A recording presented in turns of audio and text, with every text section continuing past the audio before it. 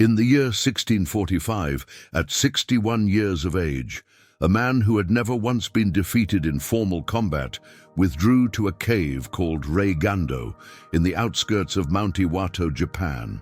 There, surrounded only by the sound of rustling leaves and the silence of time, Miyamoto Musashi would write his final work. Not a treatise on military tactics, not a fencing manual or a warrior's code, but a collection of 21 short, direct, almost brutally blunt principles, which together formed what he called the Dokkōdō, the path one walks alone. It was the final testament of a warrior who had mastered not only the blade but his own spirit.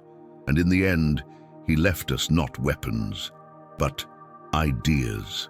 What compels a man who won over 60 life-or-death duels to isolate himself in order to write? What exists in the silence of solitude that the roar of glory cannot provide? To understand that, one must understand who Musashi truly was. He was not merely a samurai, he was a ronin, a masterless warrior, and because of that, free to forge his own path. He roamed the provinces of feudal Japan, challenging sword schools, defeating great masters, and developing his own dual-blade technique, the Niton Ichi-ryu. But beyond physical skill, Musashi always sought something deeper, absolute mastery of the self. And it is that mastery which transforms a fighter into a legend, a duelist into a philosopher, a man into a symbol. In that damp cave, where light entered in timid beams and the echo returned the sound of his own breath, Musashi wrote the Dokkōdō just days before his death. There are no flourishes, no embellishments, no detours. Each principle is carved like stone, hard, cold, eternal. Do not seek pleasure as the purpose of life. Do not desire what cannot be obtained. Do not fear death.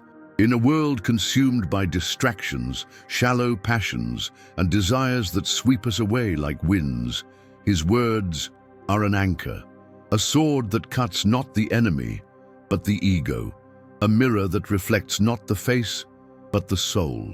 The moment the warrior decides to write is also the moment he decides to die consciously, not as a victim of time, but as one who walks voluntarily into eternity. Musashi, already afflicted by an illness consuming him from within, could have surrendered to lament, to nostalgia, to the comfort of his own legacy. But instead, he chose to offer the world what he had learned from a lifetime of conflict, that the true enemy was never external. It was always internal. Anger, attachment, pride, haste, fear. Musashi fought them all and prevailed, and that is why he wrote. The Dokkōdō is a silent offering for those who dare walk the path of discipline, a brutal declaration that there is no victory without sacrifice, no freedom without renunciation, and that true power does not speak with noise, but with the mastery of silence. He does not explain each sentence. He does not elaborate. He does not persuade. He simply states, because one who has faced death does not need to argue, only to leave behind what is true. And in this spirit, this script is built, not as a lesson, but as a rite of passage. The crossing from ordinary man to inner warrior, the bridge between external chaos and internal order.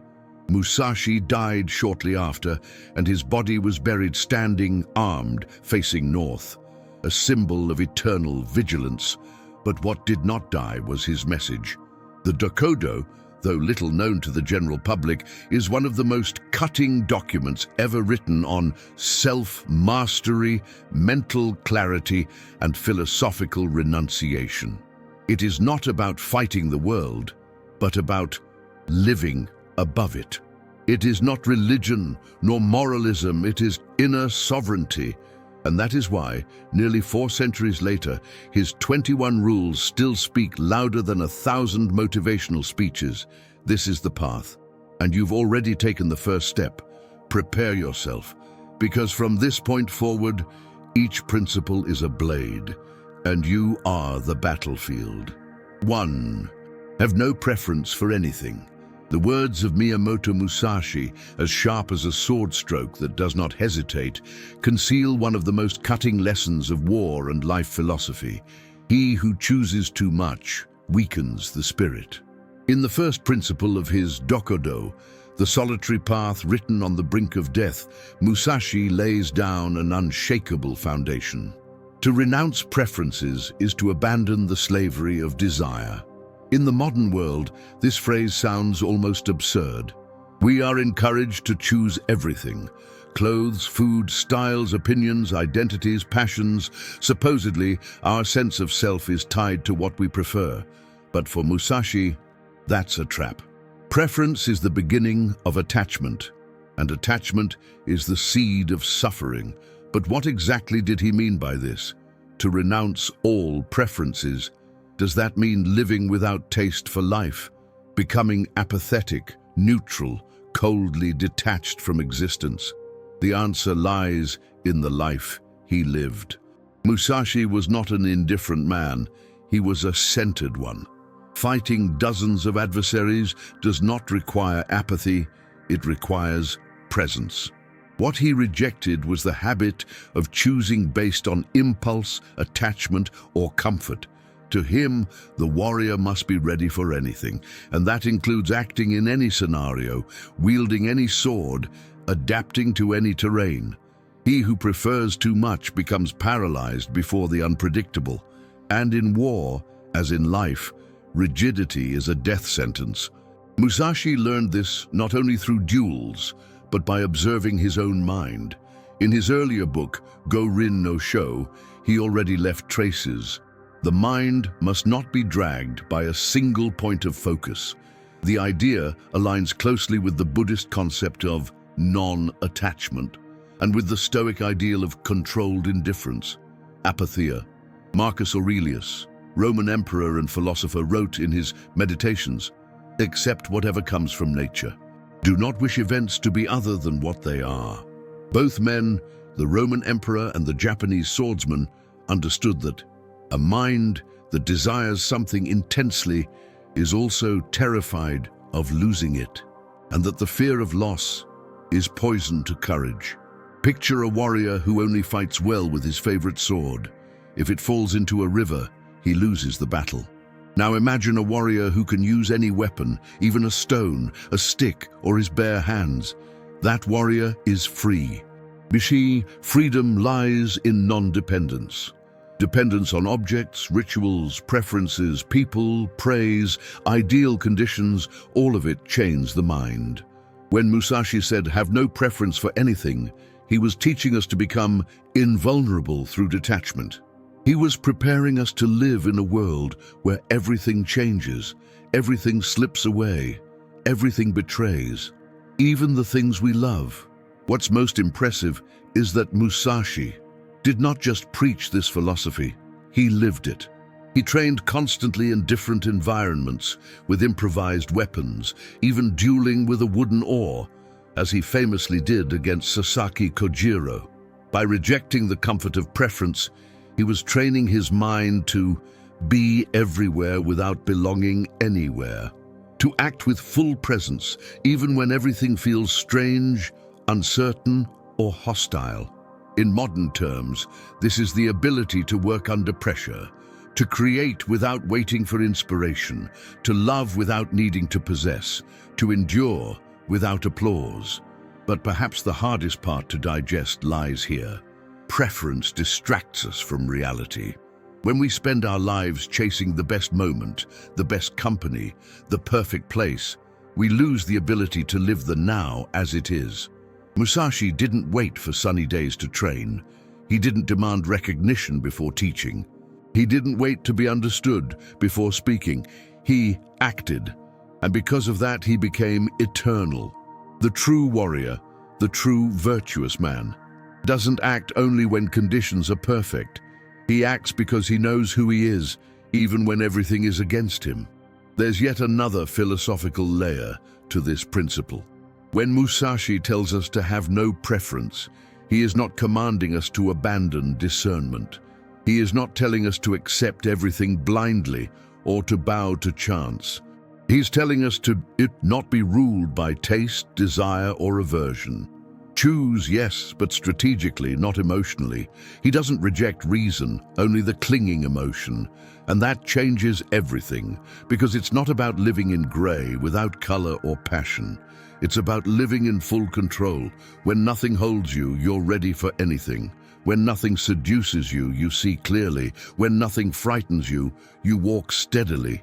That is true freedom.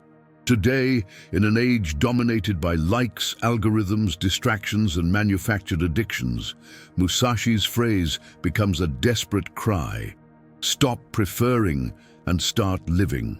Stop conditioning your strength on what is ideal, on what you like, on what pleases you, because the world won't ask what you prefer. It will test you with whatever it has, and only those who are ready for everything will survive. To be invincible, like Musashi, does not mean winning every battle. It means needing nothing in order to fight. This is the first cut of the blade, cold, dry, direct, detached from taste, from habit, from requirement. And then, for the first time, you will feel the weight of freedom. 2. Avoid pleasure as the purpose of life. Few would dare to write such a sentence, especially today, when every corner of the world, physical or digital, offers some form of instant pleasure, packaged in lights, sounds, and promises of quick happiness. Yet nearly 4 centuries ago, a solitary man, dying at the mouth of a stone cave, wrote it without hesitation. Miyamoto Musashi, a warrior who never knew defeat in battle, who lived a life of blood, silence, and discipline, warned us. Pleasure, when it becomes an end, is poison disguised as relief.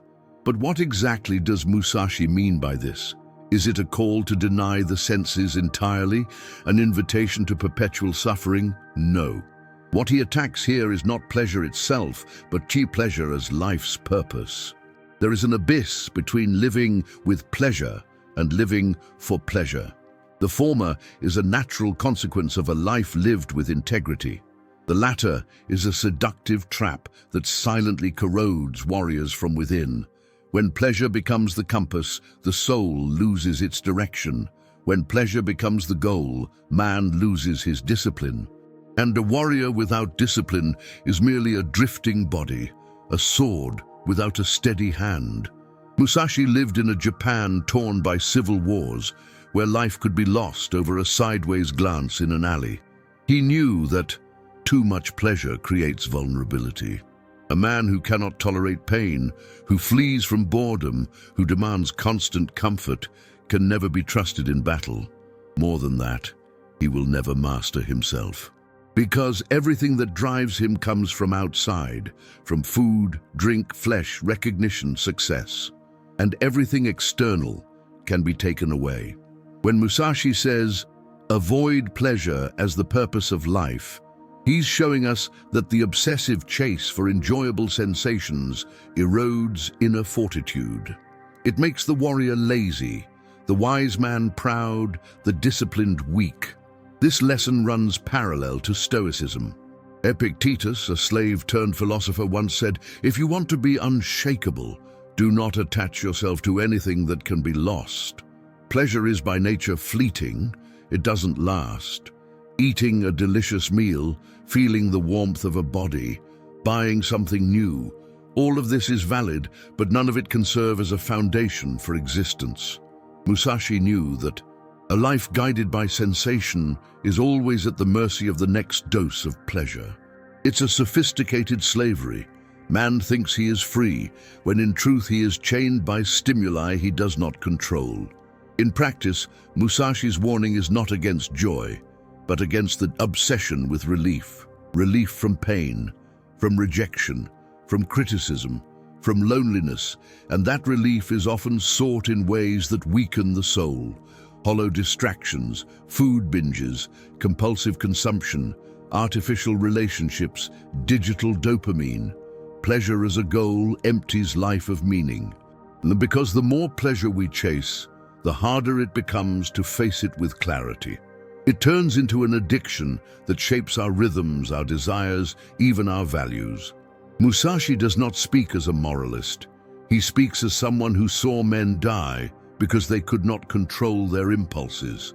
And it's not rare, many great warriors were lost, not because they lacked skill in battle, but because they couldn't resist comfort after victory. History is filled with such examples. Alexander the Great, who died young after a chain of excesses. Roman generals who fell into decadence once they abandoned discipline in the name of pleasure.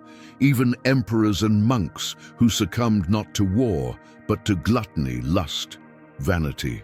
The fall always begins with a small concession, and that concession always feels good. Musashi's philosophy is radical because it demands self-restraint. Pleasure need not be eliminated, but it must be mastered. The strong man is not he who denies himself everything, but he who can enjoy, yet chooses renunciation when necessary. The sword must remain sheathed not from lack of power, but from wisdom. And so it is with the senses. He who lives only to feel forgets how to think, and he who thinks only of what he desires loses the will's dominion. Musashi lived with little. He ate modestly. He wandered much of his life sleeping under the open sky. He never married. He built no fortune. He sought no titles. And yet when he died, he left behind an immortal legacy, because his life was a blade, and his mind the hand that guided it. No pleasure was strong enough to divert him from his path, and for that reason, he was freer than any modern hedonist. The world can give and take pleasures, but it cannot take what is built on the void of need. Today, we are bombarded with promises of pleasure. Every click is an invitation, every screen a fabricated desire, every notification a promise of satisfaction. We are surrounded by temptations that are not evil in themselves, but which become tyrants if we are not their masters. Musashi gazes at us from his cave, still, silent, ready, and tells us, pleasure is not the problem, it's the attachment to it that weakens you. Whoever learns this begins to live differently, cleaner, lighter, clearer. Avoid pleasure as the purpose of life. Not because life must be eternal sacrifice, but because pleasure, when idolized, corrupts even the most virtuous. And remember, no one conquers the world without first conquering the body. 3. Do not give weight to what cannot be controlled. This is one of the most quietly powerful phrases in the entire Dokkōdō. It does not shout, it does not threaten, it does not demand, it simply states. And like every profound truth, it unsettles because it confronts us with the most painful part of life, the part that slips through our hands, the outcome of illness, the betrayal of someone we love, the chaos of the world, death, failure, humiliation, loneliness. Miyamoto Musashi, on the edge of death, did not write that we should fight what escapes our grasp. He said, do not give weight to it, because giving weight is to carry what was never yours. And a warrior does not waste strength on what cannot be conquered. In historical context, this makes even more sense. Musashi lived during the Edo period, in the transition from centuries of civil war to the relative peace imposed by the Tokugawa shogunate. A warrior trained for combat suddenly found himself in a world where battle had lost its place. Many samurai fell into boredom, drink, or existential emptiness. Musashi did not. He accepted the changing tide. He adapted. He became an artist, a sculptor, a calligrapher, and eventually a philosopher, because he understood that resisting the uncontrollable is like fighting the wind. It drains you, it breaks you inside, and it changes nothing. But this idea is not unique to Japanese tradition. The Stoics of the ancient world repeated this teaching in various forms. Epictetus wrote, "Some things are within our control, others are not. Freedom lies in distinguishing the two." Marcus Aurelius, Roman emperor and philosopher, stated, "What happens to you is beyond your power, but how you respond, that is yours alone." What unites these men across cultures and centuries is the clarity that suffering does not arise from pain itself, but from resistance to what cannot be changed. Pain is a fact. Suffering is a choice. Why is this so difficult to accept? Because the ego craves control. It wants to believe that if we do everything right, nothing will go wrong. That if we love intensely, we will never be left. That if we take care of our health, we will never get sick. That if we work hard, we will always succeed. That if we are good, the world will be fair. But the world is not a contract. It is a current.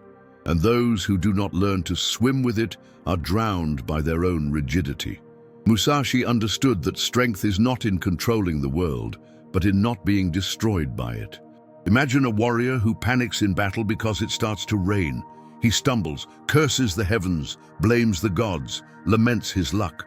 Now imagine another who notices the rain and simply changes his footing, adjusts the weight of his blade, clears his vision and continues. One is defeated by what he cannot control. The other becomes sharper because he accepted it. Musashi was this second man. He wasted no energy on what lay outside his sphere of action. His focus was total, absolute, and entirely within himself. And here lies the deepest point of this lesson. Everything you control is inside you, and everything else is scenery. You do not control what others feel, nor the weather, nor politics, nor tragedies, nor the death of a loved one, nor the direction of a nation, nor fame, nor someone else's love, nor fortune. What do you control? Your reaction, your discipline, your perception, your judgment, your response. What Musashi proposes is a radical reorientation of the soul's center of gravity. Instead of reacting to the world, act upon yourself. Instead of being offended by events, fortify what drives you. Giving weight to the uncontrollable opens the door to resentment, anxiety, victimhood. It is to live like a puppet to external forces. Musashi knew this, and that's why, even at the threshold of death, his focus was unshaken. He could not stop the end, but he could choose how to die. And he chose to die with sword at his side, brush in hand, and a clean conscience. That is mastery. That is freedom. The tragedy of our era is that we've been taught to strive for total control and to feel frustrated at the slightest uncertainty. We want others to understand us, success to arrive, love to never hurt, effort to always be rewarded, for everything to obey our will. But the world is deaf, and that is precisely why only the strong in spirit survive. Not strong because they dominate all, but because they do not bend to what they cannot change. They continue, fractured perhaps, but whole within. Musashi is not suggesting you be cold, nor that you accept injustice passively, but that you understand where your reach ends. A warrior does not weep because it rains. He wipes the blade and carries on. A wise mind does not despair when unrecognized. It continues its work. A strong heart does not beg to be loved. It gives what it has and walks on, even if left behind. Do not give weight to what cannot be controlled, because the weight in that case is not external. It is internal. You are the one overburdening yourself with what cannot be changed. And while you carry the uncontrollable, you drop what truly matters. Vigilance, focus, peace. Release what escapes. Hold on to what is yours. And then for the first time, you will move like a true warrior. Light, steady, unbreakable. Cheta, do not fear death. Among all the instructions left by Miyamoto Musashi in his Dokkōdō, this may be the most absolute, the most raw, the most radical, because it cuts straight to the root of everything that binds us, paralyzes us, makes us hesitate before truth, the fear of death. Since ancient times, emperors and beggars, generals and slaves have been united by this silent terror that hovers over all human action.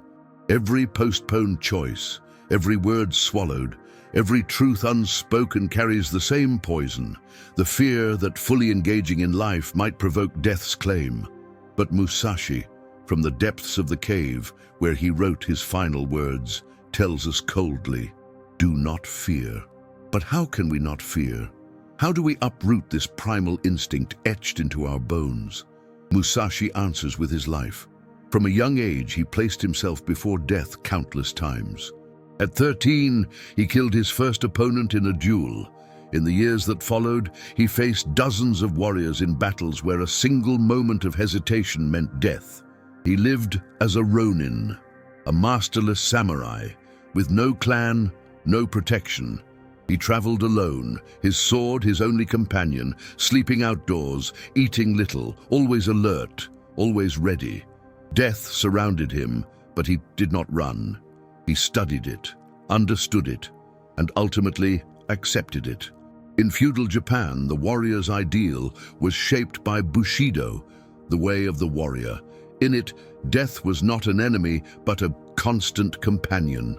A common samurai saying declared, "He who is prepared to die at any moment is invincible."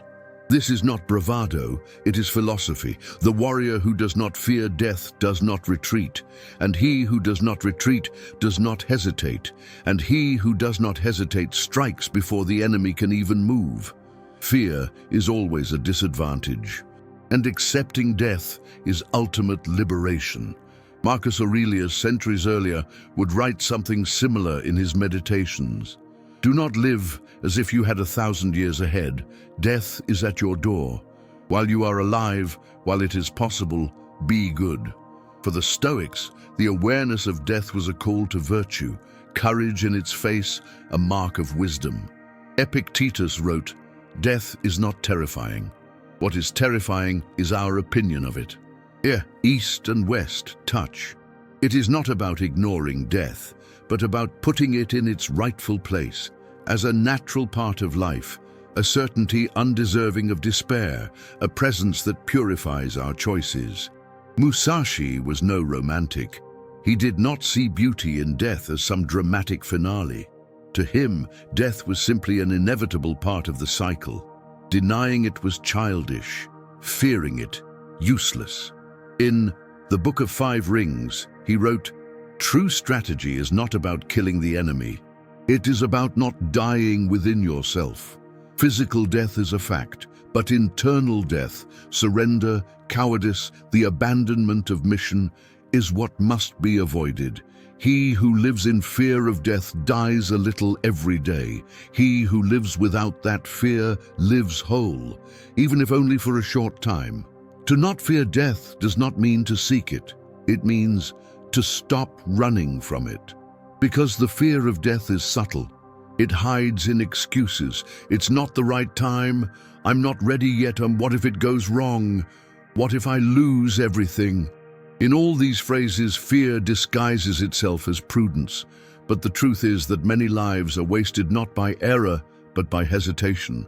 The fear of death is not only found on the battlefield, it lives in the fear of beginning, of exposing oneself, of breaking away, of starting again.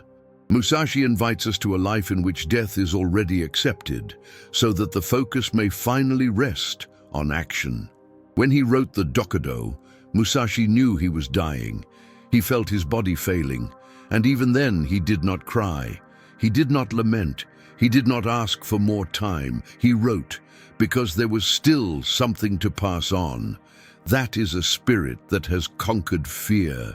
He did not try to avoid death. He tried to ensure that the life he lived served something greater than himself. And that kind of death does not destroy us. It purifies us. In the modern world, surrounded by distractions and anesthetics, we avoid death at all costs. We invent distractions to forget it. We live obsessed with longevity, as if death were a mistake. But the more we flee, the more it grows in the shadows, and when it arrives, it finds us fragile, unprepared, unfinished. Musashi offers another path, to confront mortality now, so that life becomes urgent, clear, and full. Those who do not fear death do not postpone the essential. They do not carry unnecessary burdens. They do not cower. They simply live, and thus are always ready to die. Do not fear death, because as long as you run from it, you are already dead inside. But if you face it, look it in the eyes and say, "I am ready," then and only then will you be truly alive. 5. Do not grieve over any loss.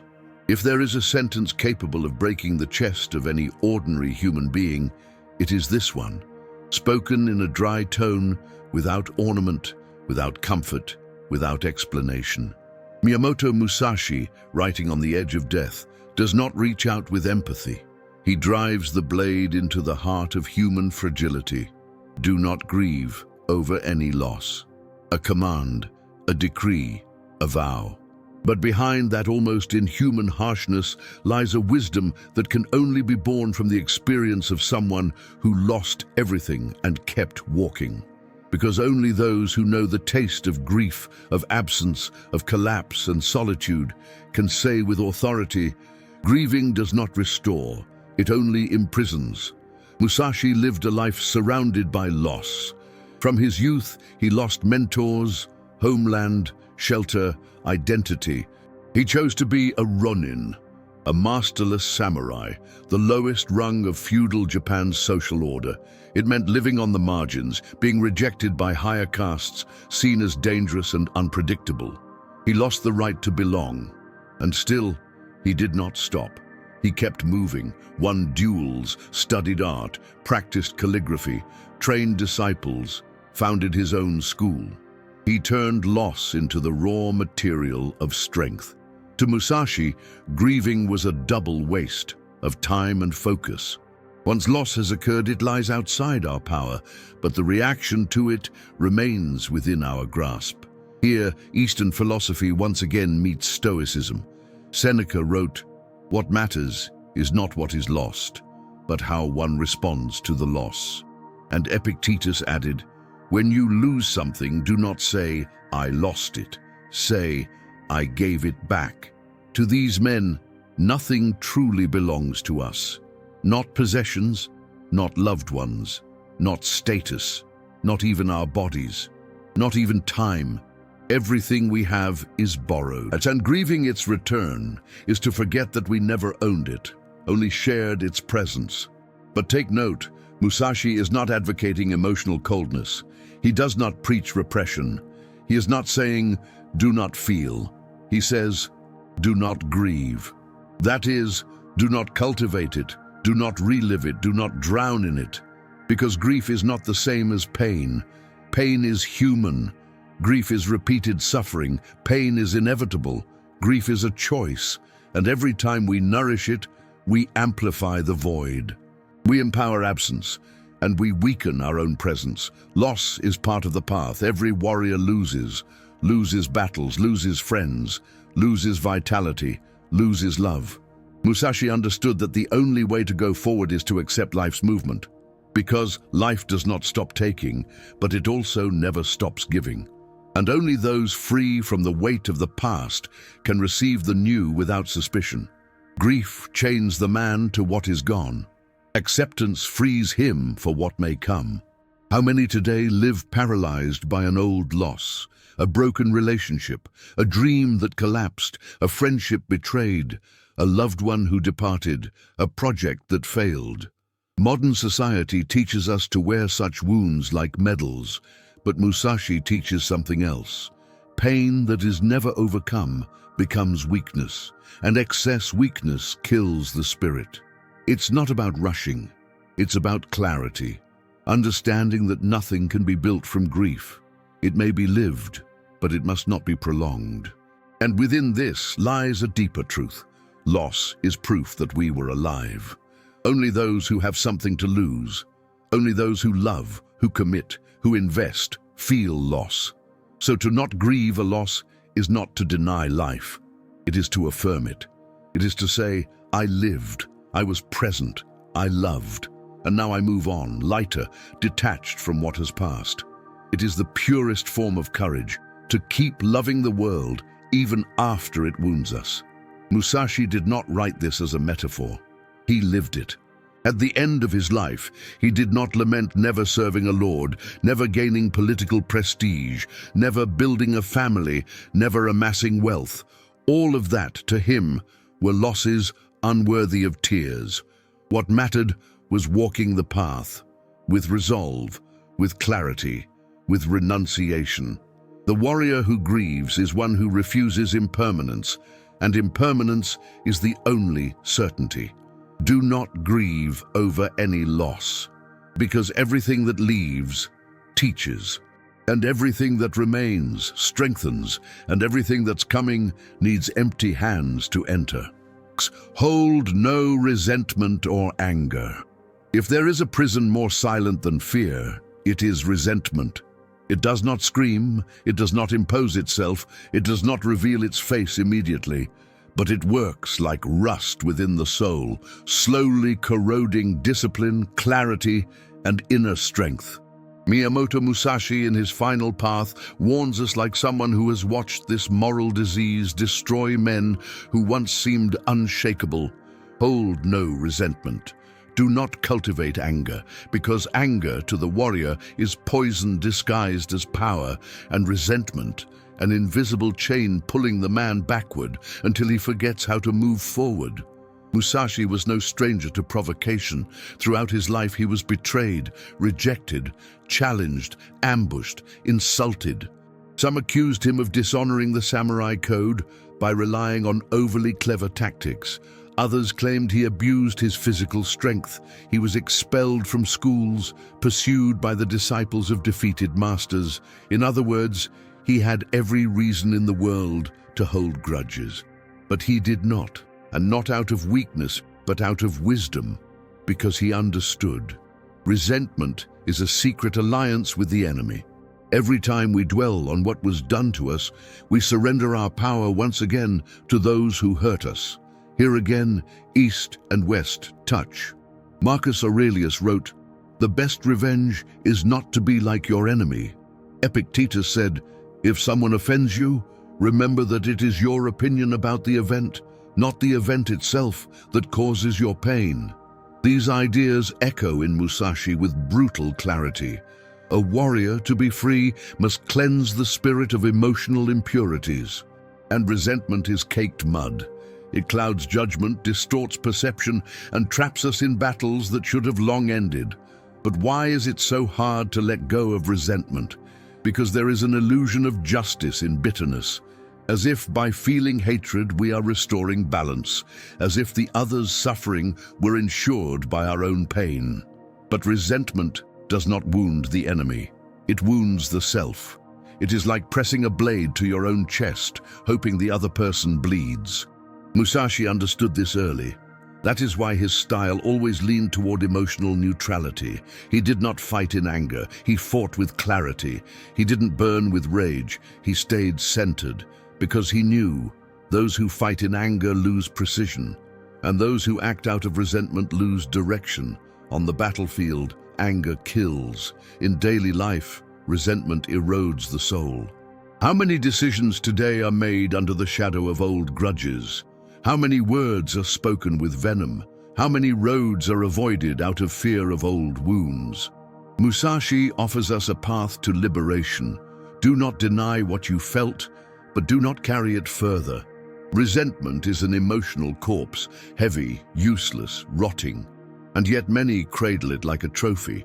When Musashi writes this principle, he is not speaking of religious forgiveness or social morality.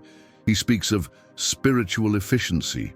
Aitil, holding resentment is filling your inner space with what no longer serves you. It is mentally reliving battles that are already over. It is tethering the soul to what cannot be changed.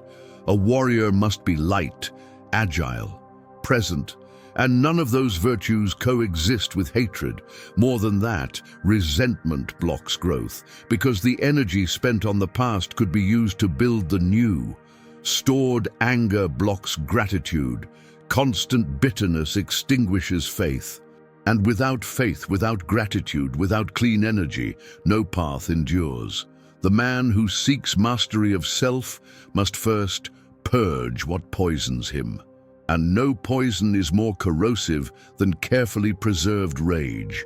Hold no resentment or anger, not as an act of kindness, but as a measure of survival.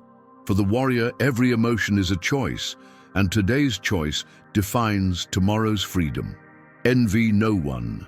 Among all human weaknesses, Perhaps the most silent and corrosive is this: envy. It does not scream like anger, does not burn like jealousy, nor does it reveal itself clearly like pride.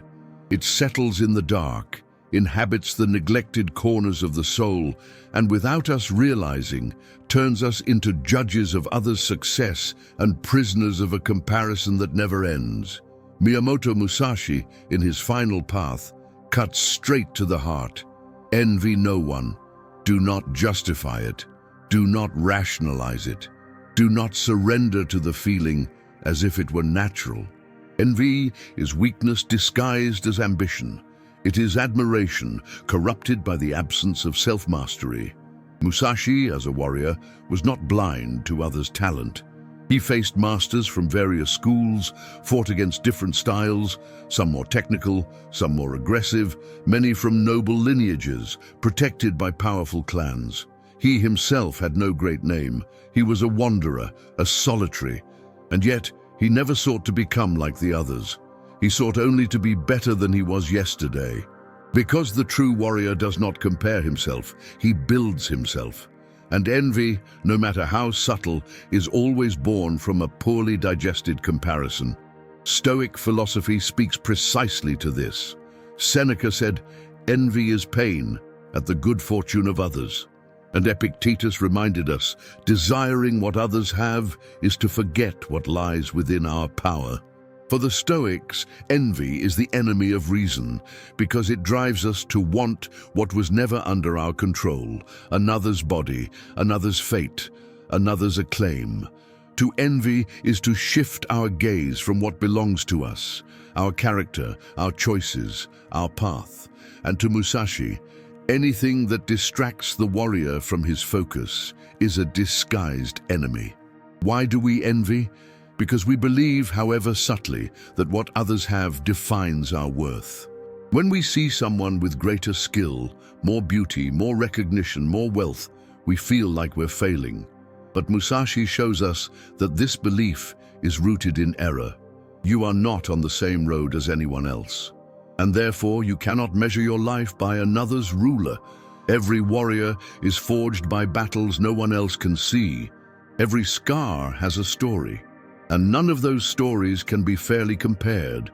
Envy makes us forget the sacrifice. We desire the stage, but ignore the backstage. We crave the victory, but could never bear the discipline it required. We want the fruit, but we don't see how many roots were torn to grow that tree. Musashi never envied noble-born warriors because he knew strength is not inherited. It is built. Another man's sword does not cut your path. Another man's glory does not dim your light. Competition only exists when we forget who we are. In practice, envy manifests quietly. Subtle criticism masked as opinion, selective indifference to someone's success, cold smiles when someone advances. It is low energy, cowardly. It does not attack, it corrodes. The envious spirit loses its shine, for it looks too far outward and forgets what it is building within. And when the soul is focused on the outside, there is no presence, no depth, no truth, only appearance, only comparison, only noise. Musashi does not propose indifference to others' excellence. He proposes admiration without desire. It is possible to look at someone and say, "That is beautiful, that is strong, that is admirable," but without needing to take it, without needing to occupy their place, because a warrior who knows who he is has no need to steal anyone's light. He shines in his own darkness. He becomes a beacon in his own storm. And that is only possible once he fully abandons the need to compete with others. The true opponent is never outside. He has always lived in the mirror. Musashi wrote this principle not as a moral sermon, but as one who survived the poison. He knew that to envy is to declare that what you have is not enough. And whoever lives like that, no matter what they achieve, will always feel incomplete, always feeling something is missing, always peeking over the fence, and living outward is dying inward. The only fair comparison is with the man you were yesterday. Everything else is distraction, waste, weakness. envy no one. Not because the other is unworthy, but because you deserve the peace of being whole with yourself. And no one, absolutely no one, is worth the price of losing your own truth. 8. Do not be swept away by emotions. This is not a lesson against feeling. It is a call to sovereignty.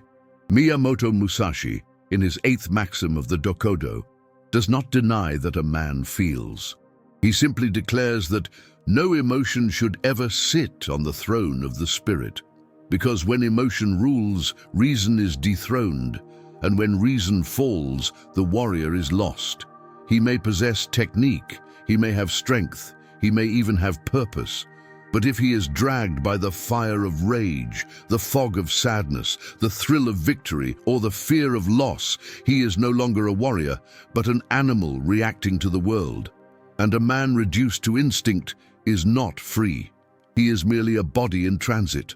Musashi understood this, not as theory, but as a survivor of dozens of duels where a single hesitation, a single impulse, a single misjudgment would mean death. In combat, emotion is a blade that turns on the one who wields it. Hatred makes the strike wild. Fear makes it hesitant. Haste makes it imprecise. Anger makes it reckless. Musashi, entering battle, did not feel hatred for his opponent, nor fear of defeat, nor premature glory for victory. He felt only clarity. And clarity is born of a clean mind, and a clean mind cannot exist where emotions reign without restraint. It is important to state that Musashi did not preach emotional suppression. He did not aspire to become stone, but rather tempered steel, to feel but not yield, to acknowledge the fire but not be burned by it. As Marcus Aurelius, the philosopher emperor, wrote, "What is within you must be strong, calm, and ready." And Epictetus would add, "It is not the events themselves that disturb us, but the judgments we make about them." Emotion is natural, but judgment is ours, and he who does not master judgment becomes a slave to emotional weather. How often today are vital decisions made under emotional dominance? Words spoken in anger, silences held out of pride, opportunities missed out of fear, relationships ruined by jealousy, projects abandoned in frustration. When emotion sits on the throne, wisdom is invalidated. And the modern world, which exalts emotional authenticity, often confuses sincerity with lack of control, confuses intensity with truth. But Musashi knew control does not kill truth, it refines it. To feel consciously is nobler than to burst impulsively. In his greatest work, The Go-Rin no Sho, Musashi said, "The mind must not be led by a single point." He trained himself to keep attention fluid, like water, observing the enemy and adapting. In his strategy, emotion was noise, and noise kills precision. He won not because he felt more, but because he felt less or felt in order. And order to him was everything. It was what separated the man from the beast, the warrior from the amateur, the wise from the impulsive. In daily life, emotional mastery is not proven in sword duels, but in collisions with life. In traffic, facing provocation; at home, facing criticism; at work, facing frustration; in love, facing rejection. Every hour is a test. Every emotion is a chance to lose yourself or to strengthen. The undisciplined mind gives in. The trained mind breathes, observes, waits, and then acts with precision. But how do we train this? Musashi trained himself to exhaustion, repeated movements, breathed under pressure, simulated attacks in uncomfortable conditions. And the goal was singular, to become unshakable. We in the modern world can do the same on a different scale. Observe our own triggers, record reactions, choose the right moment to respond. And above all, cultivate the space between stimulus and response. That space, that pause, that second between what happens and what you do is where freedom lives. That is where the inner warrior stands tall. Do not be swept away by emotions. Not because feeling is wrong, But because a life dragged by feeling is a life without government, and only he who governs himself can ever govern the world. 9. Do not seek the approval of others. Few poisons are as sweet as approval. It comes disguised as affection, validation, recognition, and precisely because of this, it is difficult to resist. Praise feeds us. Applause intoxicates. The "you were amazing" feels like a balm that confirms we are on the right path. But Miyamoto Musashi, near the end of his life, wrote coldly, "Do not wish to be well regarded by others." He did not say, "Be careful with ego," or "avoid relying on others' opinions." He went further, completely renounced the pursuit of approval. For he who lives to please dies forgetting who he truly is. Musashi lived as an outcast. He did not seek political status nor military glory. He refused titles, declined invitations from powerful lords, turned down honorary positions. He was admired, but never shaped himself to maintain admiration. And that is the heart of the matter, the difference between being recognized and seeking recognition. The first is a consequence, the second, a prison. And the prison of image is one of the cruelest. For the more we are applauded for a mask, the more we fear removing it. To live afraid of being seen as you are is to live mutilated. The Stoics knew this maze well. Marcus Aurelius wrote, "It is madness to want applause from those you don't respect." And Seneca, in a letter to Lucilius, warned, "The opinion of others does not change the reality of your soul." The pursuit of approval diminishes us. Every step becomes calibrated by the external gaze. Our actions stop being expressions of truth and start becoming products of expectation. And when a man begins to dance for invisible audiences, he drifts from himself and never notices. Musashi did not reject respect, but he rejected dependence on it. He fought with honor, but not to be praised. He wrote with clarity, but not to be quoted. He won duels, but did not collect trophies. His approval was internal, and that made him untouchable, because the man who does not need applause acts with freedom. He does not hesitate to please. He does not alter who he is to be accepted. He simply proceeds like water flows, like the mountain stands. The gaze of others may touch, but cannot shape, and that is a power few possess. In our modern world, this lesson is even more urgent. We live in an era where worth seems to be measured by likes, comments, followers, visibility. Being well seen has become synonymous with success, and the pursuit of approval has turned into a collective addiction. But Musashi pulls us away from that abyss. He reminds us, the world's opinion changes with the wind. The spirit must be rock. If you bend today to please, you will be expected to bend forever. And every concession to image is a cut in truth.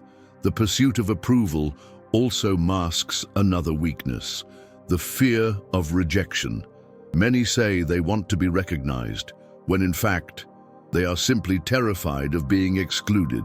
Musashi faced this fear by embracing solitude, by choosing a path that, at first glance, seemed unproductive, antisocial, even harsh. But solitude forges steel, silence sharpens the mind, and the absence of applause reveals what truly moves us. If you only act when you're being seen, then you are not acting, you are performing. And for a warrior, performance is the enemy of authenticity. But what then should we do when praise comes? When criticism comes, Musashi would teach, remain unmoved. Not by yes, nor by no, because both belong to the external world. You cannot stop them from judging you, but you can stop that judgment from guiding your next step. When you seek others' approval, you hand them the wheel of your compass. But when you seek only alignment with your truth, you become unshakable. The world may cheer or boo. You remain. Do not wish to be well regarded by others, because being seen is luck. But being true to yourself, that is discipline. And the man who is enough for himself can never be bought. 10. Do not complain about circumstances. This phrase is more than a rebuke. It is a demolition of what makes us fragile. When Miyamoto Musashi declares that a man must not complain about circumstances, he is not simply asking for silence in the face of chaos. He is demanding inner superiority before a changing world. Because for him, the warrior who blames the environment, the weather, fate, bad luck, or anything outside himself, that man has already lost, not to the enemy, but to his own dignity. Musashi lived a life of scarcity, no luxury, no comfort, no social protection. He was a ronin, an outcast. He slept under the open sky, ate the bare minimum, trained wherever he could, faced powerful schools with nothing but his mind, his body, and his sword. And in none of his writings do we find complaints about lack of opportunity, injustice, or hardship. Not because those things didn't exist, but because complaining was a waste of time. Complaining weakened the spirit. Complaining shifted blame outward, and in doing so, surrendered control over oneself. In the Stoic tradition, this idea is equally central. Marcus Aurelius, emperor in turbulent times, wrote, "Do not waste what has been given to you by wishing for what is out of your hands." Epictetus taught, "The function of reason is not to surrender to the external." And indeed, the Stoics understood that the human mind is unstable, and if untrained, it turns every difficulty into injustice. But the world is not fair or unfair. The world simply is. And our posture toward what it brings us is what defines us. When Musashi says, "Do not complain about circumstances," he is saying, stop negotiating with what is. You may transform, act, resist, overcome, but never waste energy wishing the world were different. That is fantasy. The warrior who waits for perfect weather, the ideal situation, or a favorable environment that one never moves. And Musashi was the opposite, a man in constant motion, adaptable, resilient. He understood that the world is the battlefield, and that the strongest armor is the absence of complaint. In real life, this lesson stings, because we are conditioned to complain, to victimize ourselves, to blame others, to vent as a form of seeking comfort for our own inertia. The economy is bad. People don't help me. No one sees my effort. Things aren't how they should be. But Musashi doesn't care about external fairness. He cares whether you have the strength to act even when everything seems against you. Because the true warrior doesn't wait for the world to improve. He improves within himself and faces what comes. Complaining is a form of wasting time. It's circling the same thought without transforming anything.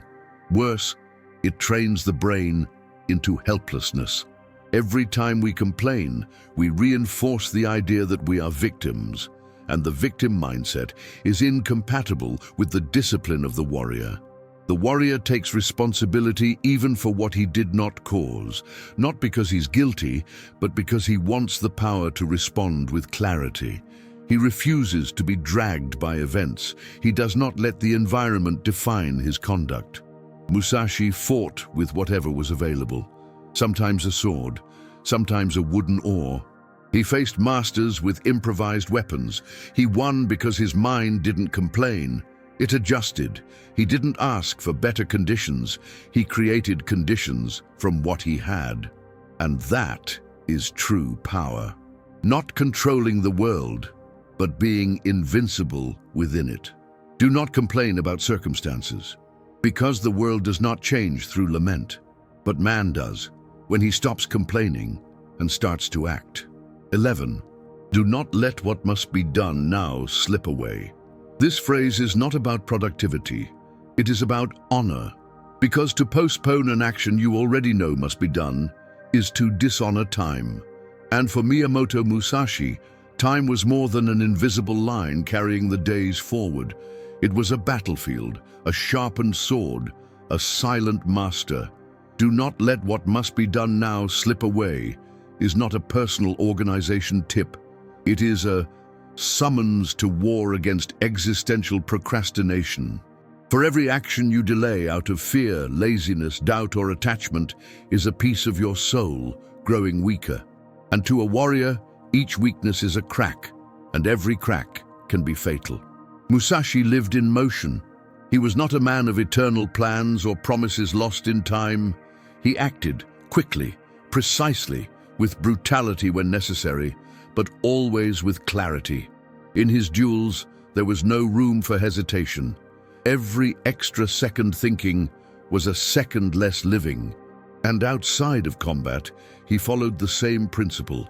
If something needed to be done, it was done. Writing, training, teaching, moving, retreating, renouncing. Everything with the urgency of someone who knows that life is a thread, and every breath of hesitation brings the blade closer to the neck. The Stoics also lived under this acute awareness of time. Marcus Aurelius, Emperor of Rome, wrote, "You act as if you have 1,000 years to live, but death is near. And while you delay, life slips away." Epictetus taught, "Don't say you'll do it because tomorrow is a fragile invention." Postponement for these men was a vice disguised as logic. Modern man has learned to call procrastination planning. But Musashi knew the truth. He who delays what he knows must be done is running away. And the one who runs loses dominion over himself. But why do we delay? Because action demands cutting. Doing it now demands sacrificing comfort, fear, and perfectionism. Later always feels safer.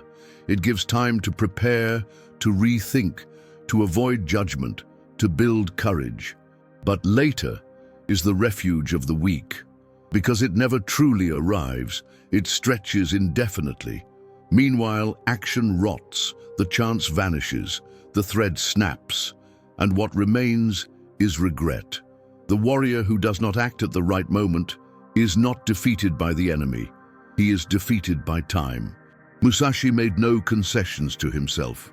He trained at dawn, repeated movements thousands of times, slept with his sword at his side. If he had to cut, he cut. If he had to leave, he left. If he had to stay, he stayed, but always at the exact time, because he knew that the soul also rusts from delay. To postpone what you already know must be done is not just inefficiency, it is internal betrayal. It is valuing comfort over truth. And comfort, as he knew, is the greatest enemy of excellence. This maxim applies to your whole life. Is there something you need to say? Say it now. Something that must end it now. Something that must begin it now. Because later is where cowards hide. And Musashi never hid.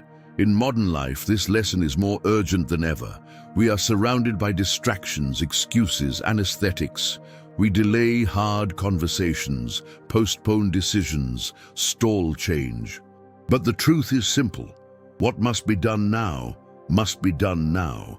Not because it is easy, but because it is true, because it is inevitable. And avoiding the inevitable doesn't save you. It only prolongs the damage. Do not let what must be done now slip away, because the world can wait, but you see your soul cannot. And every second of delay is a piece of who you could be, escaping. 12. Do not attach yourself to objects or possessions. At first glance, this maxim by Miyamoto Musashi may seem like a religious teaching or a romantic ode to material poverty. But don't be deceived. This is pure strategy. For Musashi, attachment is not just a spiritual weakness, it is a fatal vulnerability.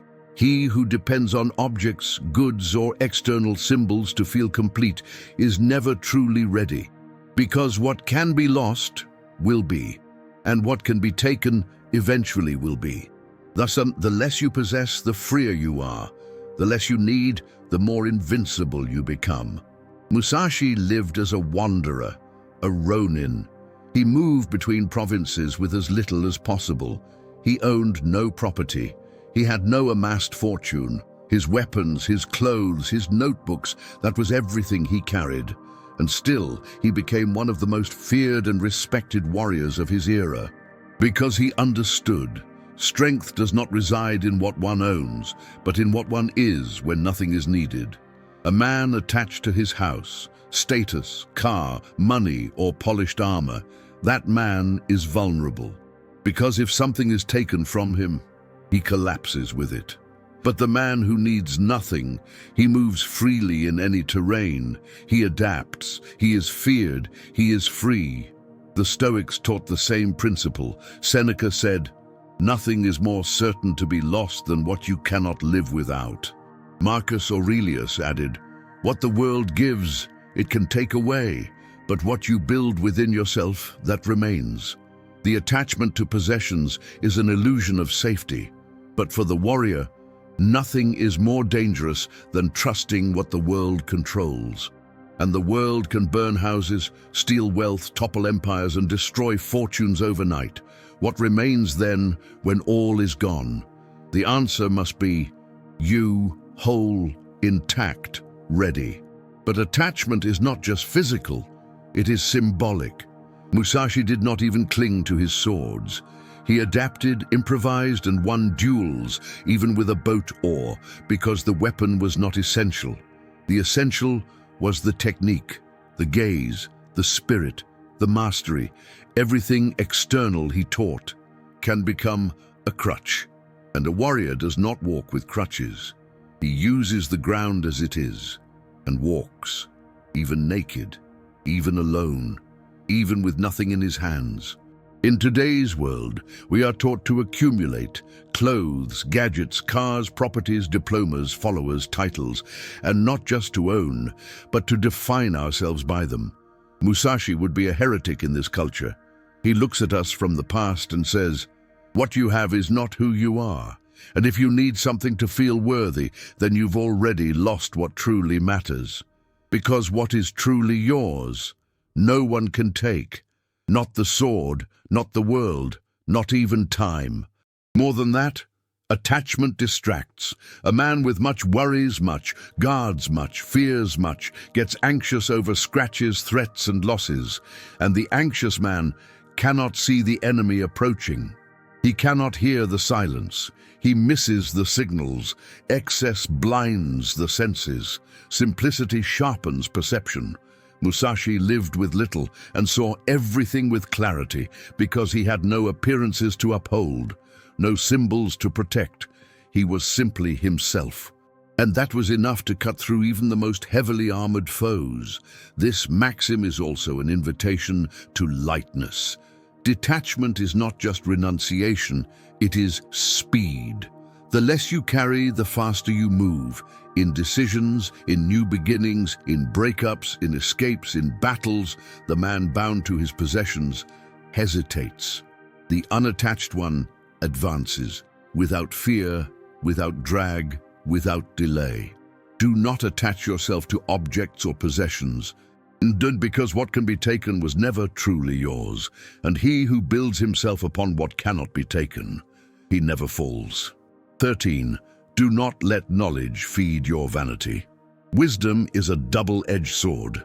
It can liberate a man from the shadows of ignorance, or imprison him in the arrogance of believing himself superior. When Miyamoto Musashi wrote this maxim, he did not attack knowledge. On the contrary, he revered it. He studied painting, poetry, calligraphy, sculpture, Zen Buddhism, strategy, architecture, and the art of the sword with the devotion of one who trains the soul to survive chaos. But here, as a master of himself, he warns, knowledge is not the destination, it is a tool. And the man who builds a throne from his mind, rather than a road, will soon drown in the vanity of his own intellect. Musashi understood that the temptation of intellectual pride is subtle. It doesn't appear with loud declarations or obvious gestures. It hides in quiet disdain for those who know less, in sarcasm disguised as patience, in the discreet flaunting of titles, arguments, and quotes, in the need to win conversations, in the haste to correct without truly listening, in the glimmer of joy when another stumbles and you are right. This vanity is more dangerous than ignorance, because the ignorant can still learn, but the vain man believes he already knows everything. Drum. And when the cup is full, no more water enters. No new cut can be made. Musashi himself, undefeated in combat, never considered himself complete. He spent his final years in solitude, studying the movements of nature, animals, men, and himself. He rewrote his ideas, refined his training, sharpened his writing, because he knew that the path to mastery is Kobre-gyubim, forever unfinished. Knowledge that becomes rigid turns to stone, beautiful to look at, but lifeless. A true warrior does not flaunt what he knows, because true knowledge is light, calm, humble, and the deeper it runs, the quieter it becomes. The Stoics also saw the trap of intellectual pride. Seneca said, "The more a wise man learns, the more he realizes how much he does not know." And Epictetus taught, "If someone praises you for what you've studied, remember that you studied to grow, not to seem superior." The vanity of knowledge turns wisdom into a show, and knowledge used as spectacle becomes a distraction, and distraction is the one thing a warrior can never afford to carry. Musashi valued experience over theory. In his Book of Five Rings, when he wrote, "Knowledge without practice is illusion." He did not disdain reading, but he distrusted those who only spoke of what they had never tested. A sword that never cuts is a decoration. A mind that never acts is just a showcase. For Musashi, true knowledge transforms the body, the gesture, the decision. And that is why intellectual pride was seen as fragility, masked as prestige. He who needs to appear wise has not yet understood anything. In today's world, where diplomas have become social medals and opinions weapons of prestige, Musashi's principle strikes like a blow against collective ego. He tells us, learn, grow, study, but never cling to the title of what you've learned. Because all that you know today can be dismantled tomorrow, and what you believe you are because of what you know does not define what you can still become. Pride freezes, humility moves, and he who wishes to keep growing must remain in the eternal state of a student.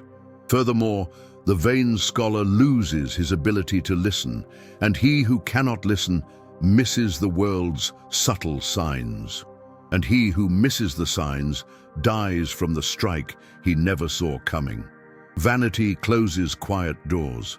The man who believes himself too wise learns nothing from the humble, hears nothing from the simple, and dismisses the unexpected. And in battle, whether with swords or ideas, that is fatal. Musashi prevailed because he was always alert. Even a foolish remark could contain a key, even the most naive gesture, an opening. The true sage hears everything, observes everything, and acts with discretion, not exhibitionism. Do not let knowledge feed your vanity. Udril, because true knowledge does not shout, it guides, and the one who needs to prove he knows has already lost who he is. 14. Do not seek comfort in times of war. This phrase from Miyamoto Musashi is both a warning and a cut, because comfort, that modern virtue so often praised, is here treated as a strategic mistake. Not a luxury, not a blessing, a mistake. Do not seek comfort in times of war is not just a suggestion for resilience. It is a brutal call to clarity. There are moments when resting is dying, when seeking pleasure is surrender, when craving comfort is, in truth, lowering your guard before the enemy.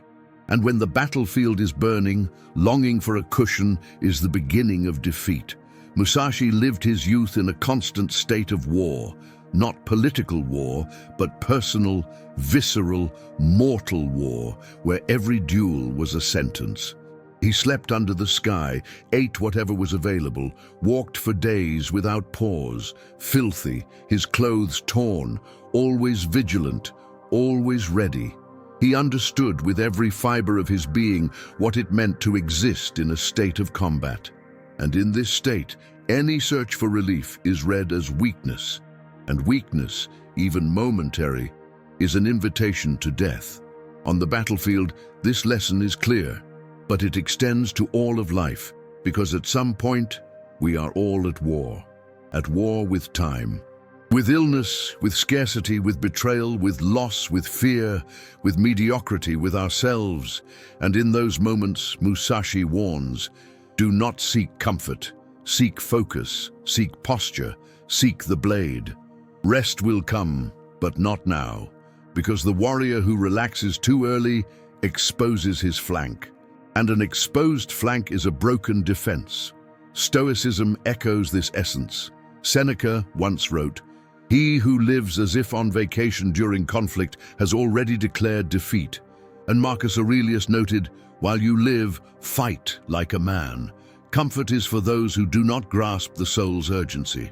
They both knew the soul is forged in discomfort, and days of war are days of silence, discipline, and watchfulness. Not days for celebrations, not for indulgences, but for presence. But why is this so difficult? Because the human mind instinctively craves relief. It flees pressure, it seeks escape, it longs for soothing. But Musashi tells us, what you want is not always what you need. Wanting comfort in the midst of chaos is like asking for shade while surrounded by flames. It is not just foolish, it is dangerous. It reveals a disconnection from the gravity of the moment. In the modern world, this lesson stings. We are addicted to comfort, conditioned air, apps, dopamine hits, false rewards, padded emotional safe zones. We panic at discomfort. But Musashi asks, how can you forge a sword in cotton? How can you raise a fortress on soft sand? How do you win a war sleeping in satin sheets? The answer is simple. You don't. The man who only acts when everything is ideal is a slave to his surroundings, but the warrior moves even when everything is against him. This is not a demonization of comfort, but rather a call to timing. Comfort has its hour, but the hour of war is not it. And war here means any moment in life when you are being tested. And in those moments, no distractions, no emotional refuge, no excuses. Be whole, be firm, be cold if needed. Because war demands concentration, and comfort demands relaxation, and to relax too early is to die from within. Musashi never rested in battle. He won first, then rested, still alert. And that is why he survived every duel, because he never confused desire with necessity. And that clarity is what separates the ordinary from the great, the fragile from the unshakable, the dying from the eternal. Do not seek comfort in times of war, because comfort before victory is self-deception, and the man who indulges in rest loses what matters most, the chance to win whole. 15. Do not follow another's path. Few instructions sound more dangerous to a world built on imitation than this. In an era where learning comes by copying, living happens through comparison, and identity is shaped by what others display, hearing that you must not follow anyone else's path feels like an affront. But Miyamoto Musashi, in the height of maturity, beyond titles, beyond fame, beyond fear, writes with unwavering clarity, do not follow another's path. Because any road walked with feet that are not your own is, in essence, a flight from your true self. Musashi was a heretic among warriors. He rejected the traditional samurai path of serving feudal lords. He dismissed the comfort of hierarchies, the prestige of established schools, the safety of loyal clans. He invented his own technique, Nitan Ichi-ryu, based on the simultaneous use of two swords, defying almost every martial code of his time. He trained how he wanted, where he wanted, with whomever he wanted. He had no formal master. And yet, or precisely because of that, he became undefeated. Because he wasn't repeating, he was creating. And those who create set the pace of their own destiny. This principle is not just a defense of authenticity, it is a strike against existential cowardice. Following someone else's path may feel safe, but at its core, it is a way to abdicate responsibility. When you copy, you don't have to decide. When you repeat, you don't have to think. When you imitate, you avoid risk. It's easier, more accepted, quieter, but also far emptier, because fullness only comes with truth. And truth is not borrowed. It is carved out of your own flesh. Musashi understood that each man is born with a unique arrangement, a constellation of strengths, limits, instincts, talents, wounds, and silences that make up an individual code. And that code only reveals itself when you will walk alone, even if you stumble, even if you doubt, even if you fall. But it is in that unstable terrain that the soul is formed, and everything real is born from the risk of not being accepted. To follow someone else may feel comfortable, but it is sterile. You may reach the end, but it won't be yours. It will be a foreign landscape beneath your bare feet. This same idea echoes in Stoicism. Epictetus said, "Do not try to live as others expect. Live as nature intended for you." Marcus Aurelius insisted, "Stop discussing how to be virtuous. Be one." The meaning is sharp. Your path is non-transferable, even if you admire someone else, even if they have succeeded, even if they seem wiser. True respect is not imitation, it is inspiration without submission. It is learning from the example, but carving with your own hands. And here lies the most brutal part of this principle. No one can walk your path for you, not the wisest mentor, not the most loving father, not the deepest book, not even the most present God. Because walking in this sense is a solitary verb, and even if others are by your side, the ground under your feet belongs to you alone. Musashi realized this early on, and that is why he became eternal, because no one was like him. He left no disciples, he left principles, because the true master artisan does not create copies. He forges warriors bold enough to be themselves. In a world where every reference becomes an idol and every decision is measured by popularity, this principle is a cry of independence. To be yourself demands courage, to bear criticism, to endure failure, to accept silence, to sit in the discomfort of not fitting in. But it is in that discomfort that the soul expands.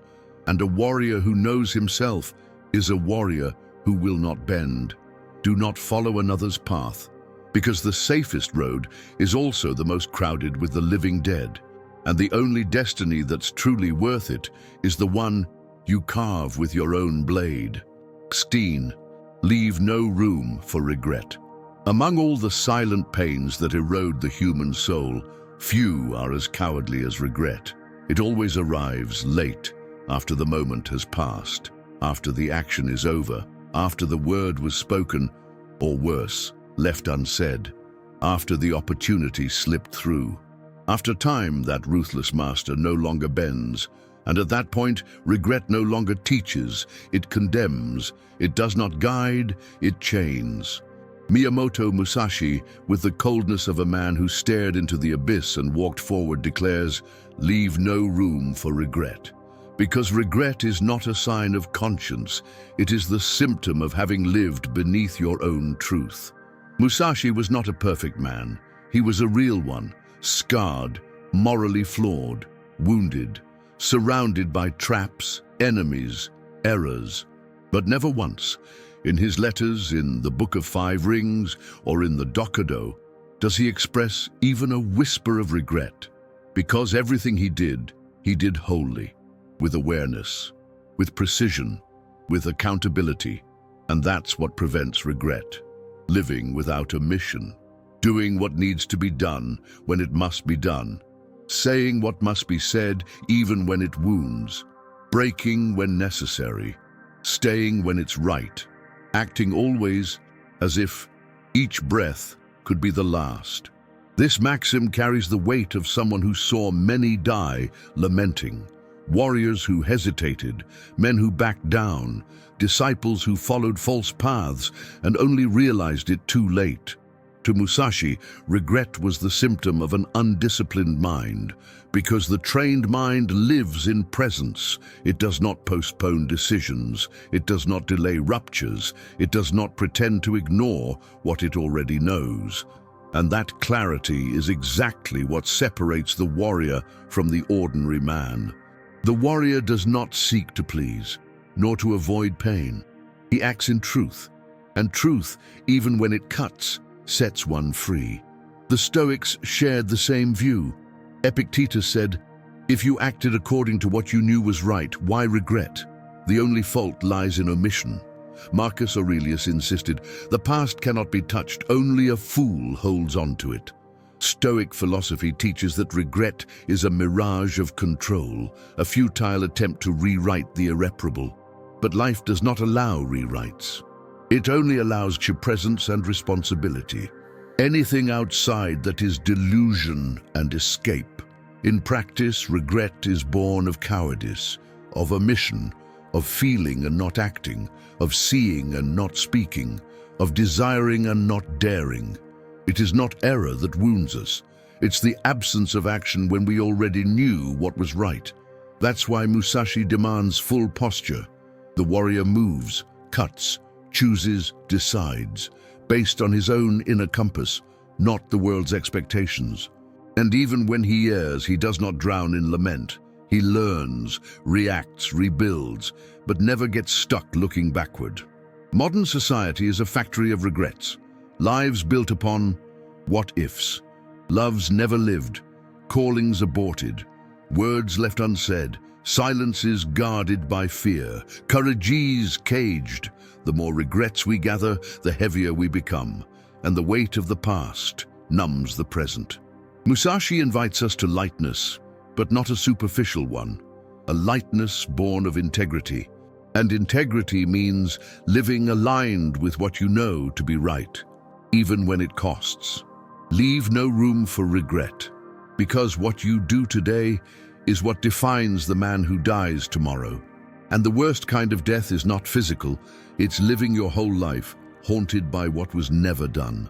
17. Do not try to change the inevitable.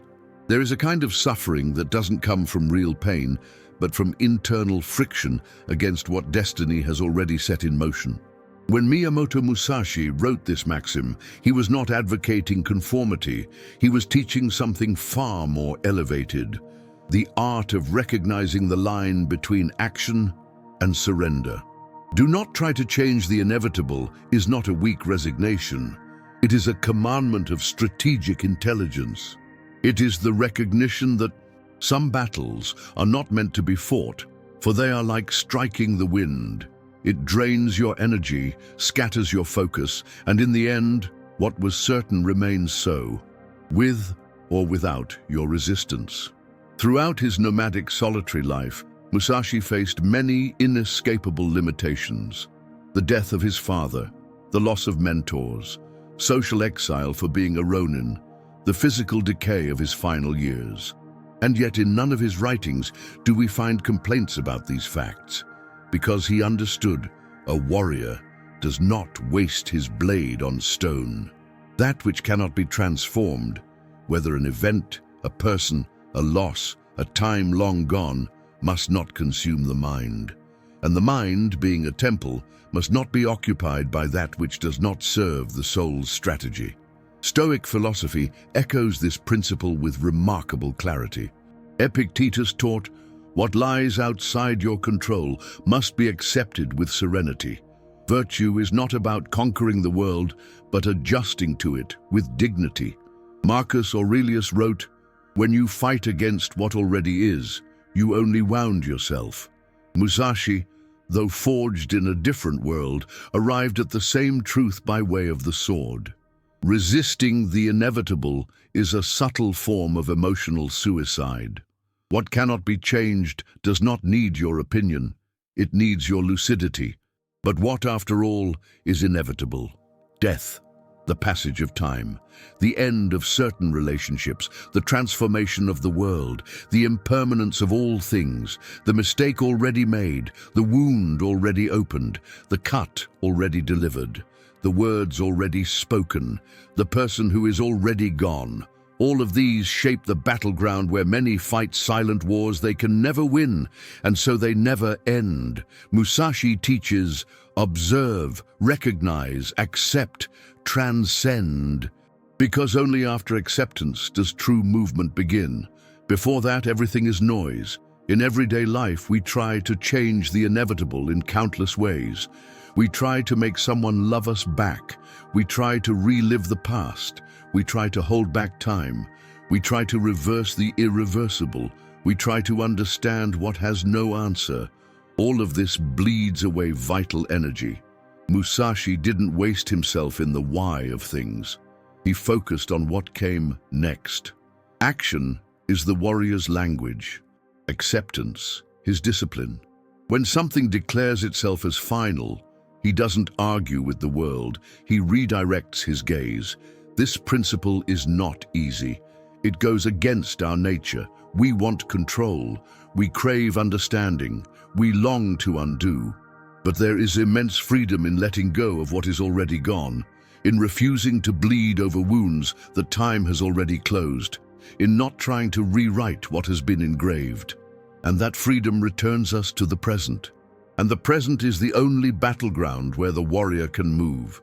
Do not try to change the inevitable, because true power is not in resisting what is, but in moving with grace toward what still can be. 18.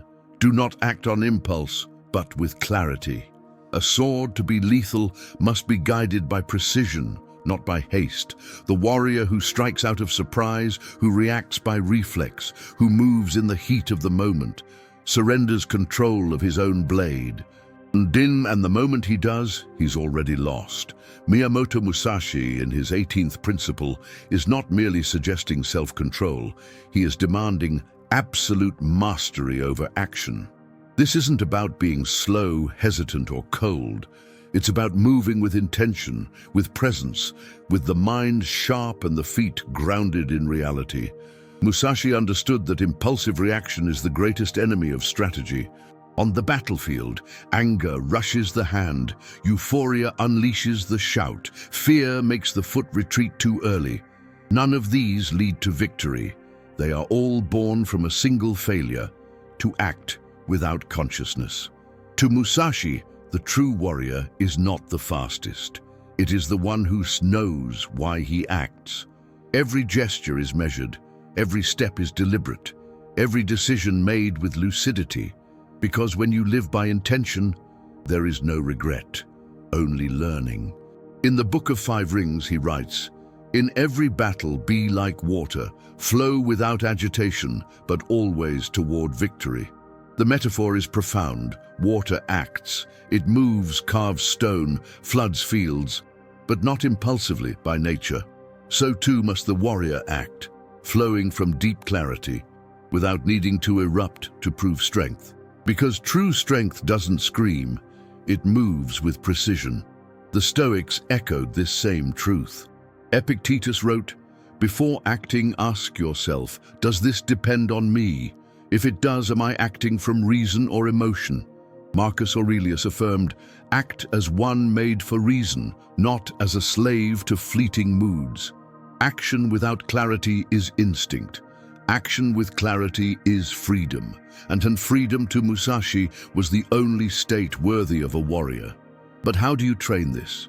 The answer is repetition, observation, presence. Musashi trained relentlessly so that even under pressure, his movements would be flawless. His mind didn't decide in the moment.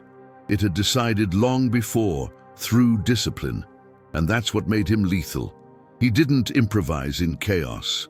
He was already prepared for chaos. And being prepared is the only way to not act on impulse. In today's hyper-accelerated world, we live by impulse. We answer without thinking, judge in haste, regret quickly and repeatedly.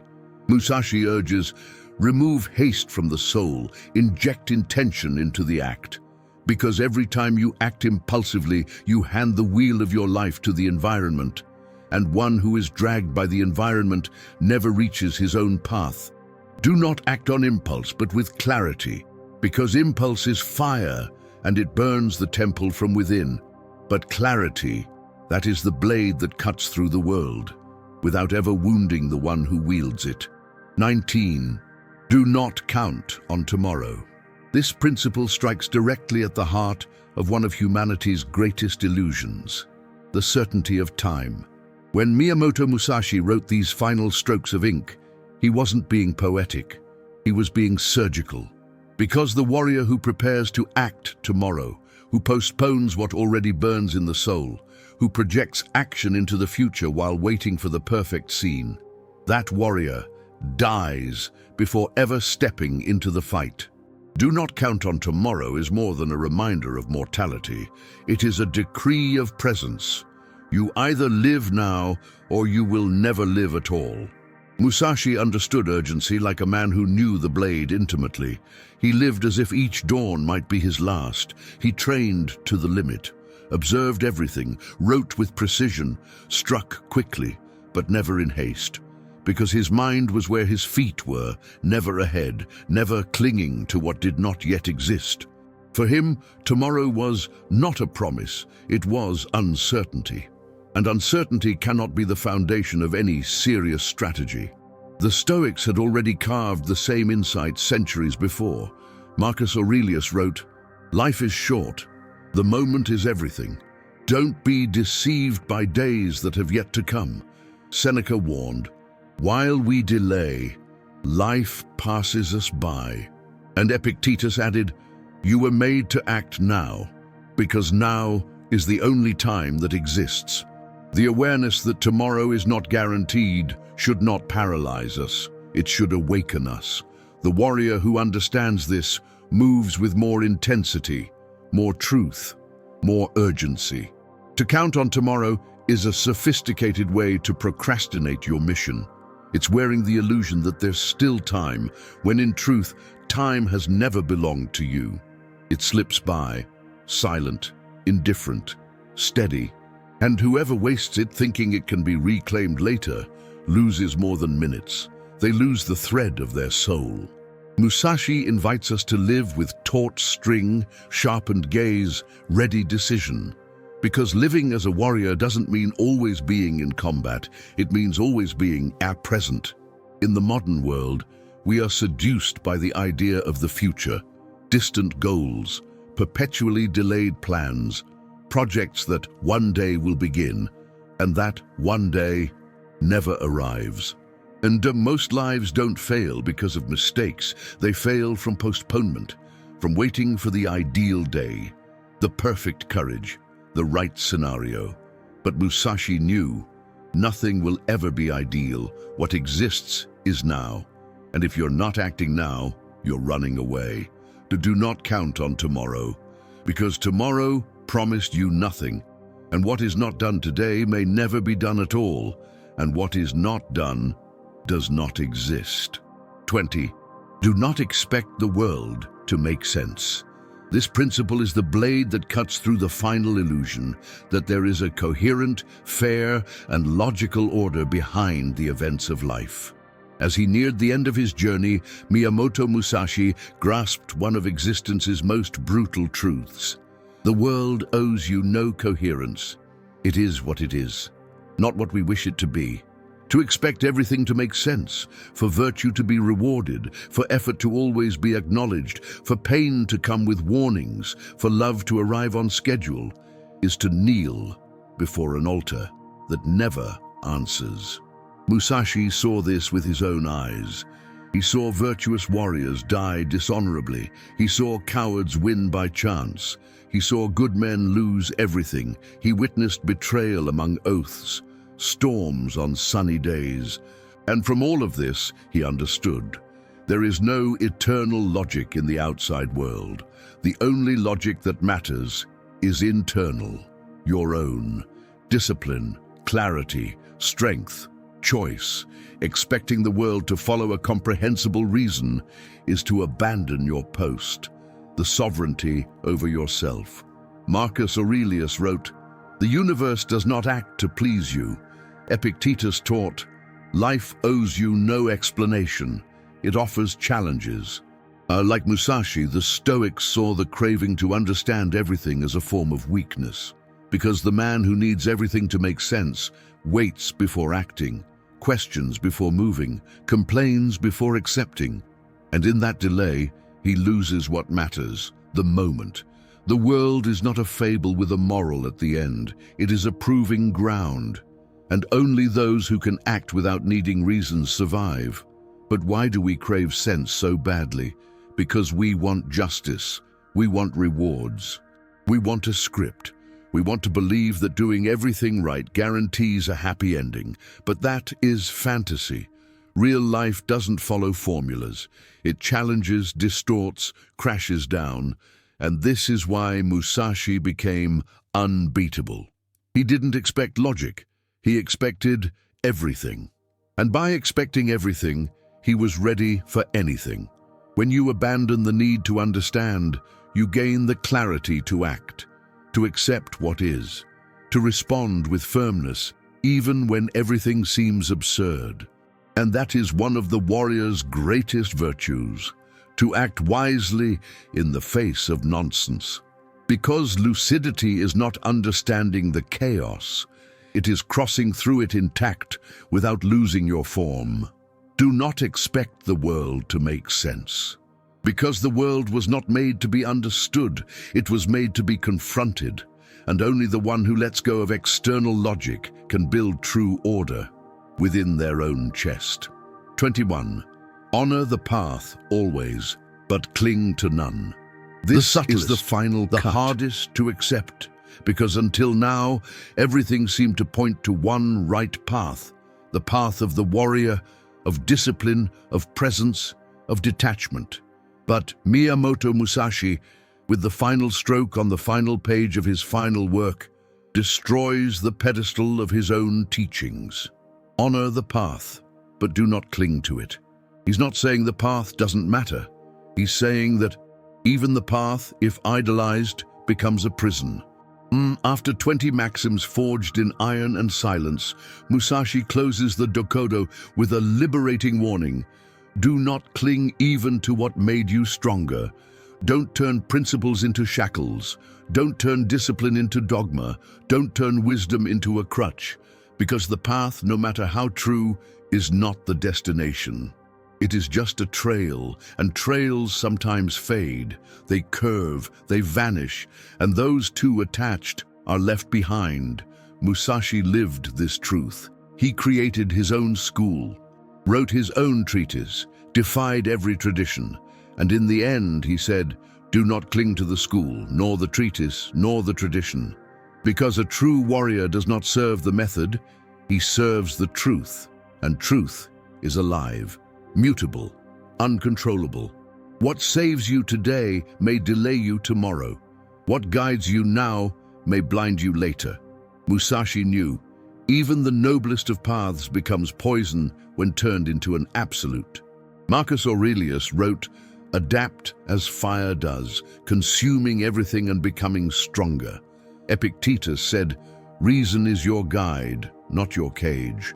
The Stoics, like Musashi, understood that excess rigidity, even of virtue, becomes vice. The pursuit of excellence must not harden the soul, because the warrior must be like water, firm yet flexible, loyal but free, faithful to what works, and ready to shift when needed. This principle also touches the ego of spiritual pride. Many, upon finding a path that uplifts them, become its slaves. They grow rigid, intolerant, dogmatic. They repeat the method but forget the spirit. They speak like sages but live like servants of dead rules. Musashi dodges this trap with one clean strike. Follow but don't attach. Use the path but do not live for the path. This is the last and deepest lesson. Absolute freedom lies in total dispossession. Detachment from things, from people, from desires, from fear, from control.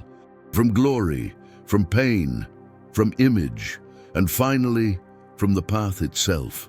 Because the path is not outside you, it is not on the ground, it lives in your steps. Every choice is a trail, every renunciation, a road, every silence, a map.